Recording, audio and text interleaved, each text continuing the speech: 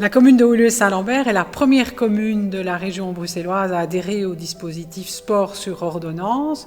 Et notre volonté, c'est d'inviter les médecins généralistes à prescrire des activités sportives aux citoyens. Et nous sommes convaincus que la commune a un rôle à jouer dans le maintien d'une bonne santé de ses citoyens.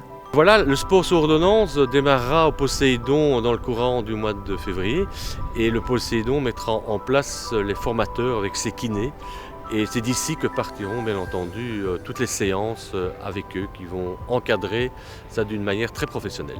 Alors en tant que médecin, vous êtes le point de départ des dispositifs de sport sur ordonnance, donc c'est à vous de prescrire une activité physique à vos patients.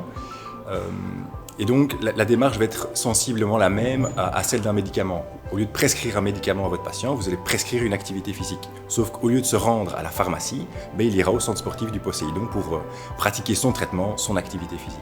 Alors en signant la charte de qualité, la commune de Woluwe-Saint-Lambert garantit le respect de un certain nombre de critères. Je pense notamment à la formation des moniteurs. Donc les coachs qui prendront en charge les cours de sport sur ordonnance seront formés à la prise en charge de ces patients et de la connaissance des différentes pathologies chroniques. Je pense également à l'évaluation de la condition physique des patients, à l'entrée et à la sortie du dispositif. On fera une évaluation de leur force, souplesse, endurance et équilibre au début et à la fin, en espérant bien sûr voir des évolutions de ces paramètres de santé. Il y a également un critère relatif à l'accessibilité financière. Donc le dispositif sera considéré comme accessible financièrement par les patients. Et il y aura également un critère en relation avec l'offre sportive de la commune de Woluwe-Saint-Lambert. Donc l'idée, c'est que les patients, au terme du dispositif, seront mis en relation progressivement avec les clubs sportifs d'aquagym, badminton, de marche nordique de la commune, pour qu'à la fin de ces 12 séances, de ces 3 mois, ils puissent continuer leur activité physique dans des clubs sportifs locaux. Donc c'est tous des critères qui garantissent que le projet ici de la commune est vraiment un projet de qualité au service des citoyens de la commune. Bouger, c'est bon pour la santé. On le sait depuis des décennies, on le répète à nos patients depuis très longtemps.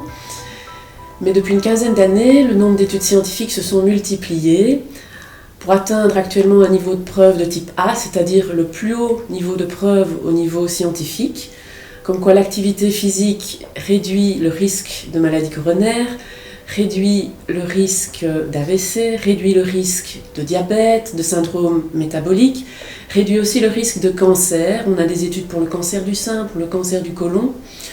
Comme quoi l'activité physique réduit le risque de chute chez la personne âgée, ce qui favorise l'autonomie. Comme quoi l'activité physique aussi améliore la santé cognitive, réduit le risque de dépression en diminuant le stress. On sait que dans les maladies neurologiques, dans la maladie de Parkinson, dans la maladie d'Alzheimer, l'activité physique est très importante.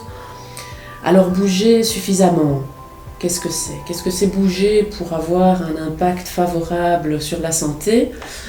Eh bien, dans l'American College of Sport Medicine, on nous dit qu'avoir 150 minutes d'activité physique par semaine a déjà un impact sur notre santé. 150 minutes, ça peut être 5 fois 30 minutes de marche par semaine. Ça peut être du renforcement musculaire.